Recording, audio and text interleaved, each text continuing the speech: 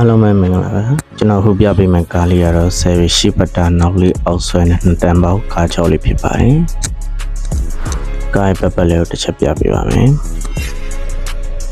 ဒါလေးကတော့ကားရဲ့တွင်းကန်းလေးပါတွင်းကန်းမှာလည်းဖောက်ဆူဖြတ်ဆက်ပါမှမရှိပါဘူးအပေါက်ရပါမှမရှိပါဘူးလက်တင်ကြောက်ကဂရိတ်ဆုံးလေးပါပဲ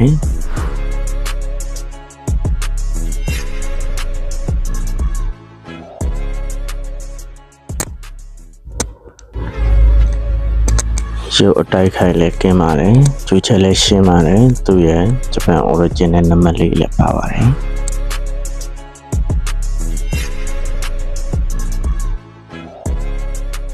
သူရဲ့ညာဘက်တစ်ခါခွင်လေးကလည်းချောပါတယ် origin နဲ့ပါပဲဒီကောင်လေးက OC ကိုကြံပါသေးတယ်ဗျာဒါလေးကတော့ညာဘက်တစ်ခါလေးပါဖြုတ်တက်ဘာညာပါမှမရှိပါဘူးဖြတ်ဆက်လည်းရှင်းပါတယ်ဒီကောင်လေးကစတီးမူဟိုင်းနေပါကျွန်တော်ရဲ့ Mimili Family ကားရှုံးကားတွေကတော့ license owner ဖို့အရှုပ်ရှင်းနဲ့ကင်းပါတယ်ကားနဲ့ပတ်သက်လို့တရားရခိုင်တော့တာဝန်ယူမှုရှိပါတယ်ဗျာ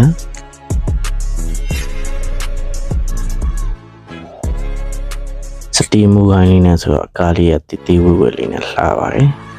ဖောက်ဆိုဖြတ်ဆက်အဲ့ဒါရှင်းပါတယ် frame ဖြတ်ဆက်လည်းကင်းပါတယ်ဂျူးချက်လည်းရှင်းပါတယ်စပြားဘိန်းလေးလည်းပါပါတယ် frame လေးကလည်း OZ လေးနဲ့ပါရုပ် frame OZ မှာကြိုက်တဲ့မိတ်ဆွေတွေတော့ကတော့ quality ပါပဲဗျာရုပ်ကို frame ရော OZ လေးနဲ့ပါဗျာ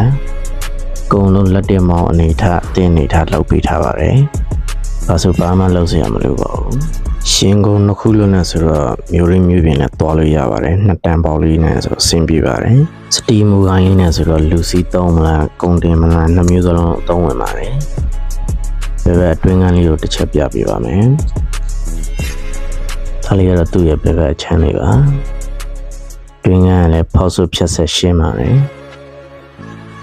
ပေါက်ရတွေပါဘာမှမပါပါဘူးသူ့ရဲ့နေမလိတ်လေးပါဒါလေးကတော့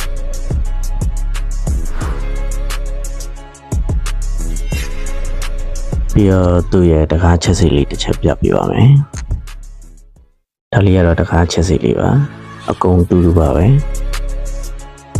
သူ့ရဲ့ဘယ်ဘက်တကားဝင်ရလဲ origin နဲ့တကားပါပဲချူချက်လည်းရှင်းပါတယ်ဂျိတ်တီလည်း all ဂျိတ်ပါပဲကောင်းကလည်း all ဈေးကိုကြံပါသေးတယ်ဗျာ